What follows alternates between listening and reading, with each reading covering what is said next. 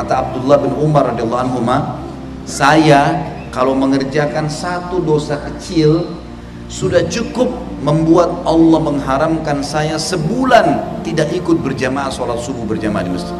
Terharamkan dari perbuatan baik. Sebagian ulama salaf dari tabi'in berkata, saya bisa melihat kalau saya punya dosa walaupun kecil di sisi Allah Subhanahu wa taala dari perubahan pasangan hidup saya dan juga tunggangan saya. Tiba-tiba istrinya berubah, tiba-tiba suaminya berubah, tiba-tiba budanya dia mau tunggangin tidak mau, rewel, ini berarti ada masalah. Kita baru bangun tidur, ban mobil, ban motornya kempes, ada masalah, terhambat dan seterusnya, maka ini ada masalah. Mereka langsung bermuhasabah, tahu, bayangkan dosa kecil sudah cukup mengharamkan orang dari sekian banyak pahala. 1 jam zina, teman-teman sekalian, sudah cukup kata ulama mendatangkan siksaan Allah sebulan sakit, setahun mungkin sakit, bahkan bisa sakit kelamin seumur hidupnya. Jangan dianggap remeh. Segelas khamar sudah cukup membuat orang tersebut akan ditimpa demam selama 10 tahun. Berat. Orang kalau mencuri 1 juta rupiah buat nota palsu, sudah cukup Allah Subhanahu wa ta'ala akan hilangkan dari dia 100 juta uang. Dia pikir nggak ada masalah dengan curi 1 juta, nggak ada yang tahu, nota palsu cuma diselipin saja.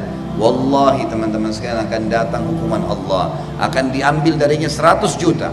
Mau tidak mau, mungkin dengan cara dia dimasukkan rumah sakit oleh Allah, biayanya 100 juta. Padahal pembersihan dari 1 juta yang dia curi. Dosa itu tidak ada yang tidak ada konsekuensinya. Semuanya pelanggaran. Ustaz, saya sudah ditimpa musibah bertahun-tahun sakit, saya sudah coba sabar tapi belum keluar dari masalah.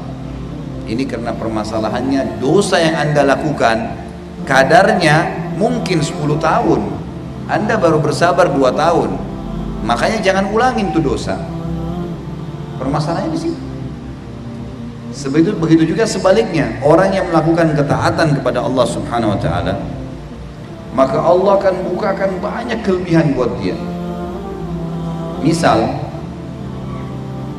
seseorang bersedekah dengan 1 juta rupiah, 1 juta rupiah dikeluarkan, 100.000 dikeluarkan di jalan Allah, dicadangkan masjid kah, orang fakir di jalan kah, berikan makan orang kah, sedekah buat kerabatnya kah, itu sudah cukup Allah datangkan dari 100 juta itu 100 juta keuntungan. Nanti Allah datangkan, kalau kita lihat sebulan ke depan, itu luar biasa datangnya rezeki. Itu efek dari 1 juta sedekah kita. Bukankah ada hadis Nabi SAW yang bunyi tentang salat duha?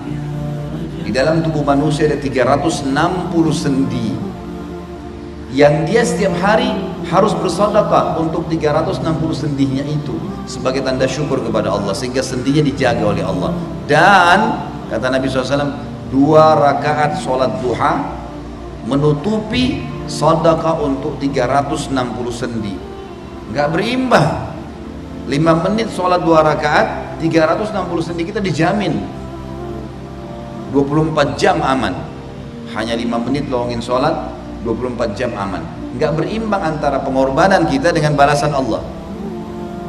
Ada hadis yang lain riwayat Muslim, puasa 1 hari di jalan Allah akan dijauhkan orang tersebut dari neraka oleh Allah sejarak 70 musim atau 70 tahun. Sehari puasa 70 tahun selamat dari neraka. Gak berimbang. Pengorbanan sehari 70 tahun Allah selamatkan dari neraka, dijauhkan dari neraka 70 tahun. Perhatikan dosa-dosa yang dikerjakan Bapak Ibu sekalian, teman-teman sekalian, pelanggaran kepada Allah. Pertama, itemnya sedikit, dosa tuh, efek jerahnya besar. Perbuatan-perbuatan ketaatan itemnya banyak dan balasannya juga besar. Allah haramkan babi, semua hewan yang bertaring nggak boleh, haram, jangan disentuh ya. Baik, lihat apa yang Allah ganti: sapi, kambing, ayam, kelinci, kuda, semua hewan air. Jumlahnya miliaran lebih banyak daripada yang diharamkan. Lalu kenapa pilih yang haram? Allah haramkan khamar, jangan khamar, memabukkan, Allah haramkan. Baik, diganti susu, sirup, madu, air putih, jamu yang halal banyak. Kenapa harus khamr? Allah haramkan zina, nggak boleh bergaul bebas, haram. Zina dan nikah adalah dua istilah dalam agama yang berbeda. Satu haram, satu halal. Tujuannya sama, pelampiasan biologis. Sama-sama. Zina haram, nikah halal. Perbedaan zina sama nikah 5 menit saja. Kalimat akad saja. Orang kalau zina dimulai dengan ketakutan, diakhiri dengan penyesalan.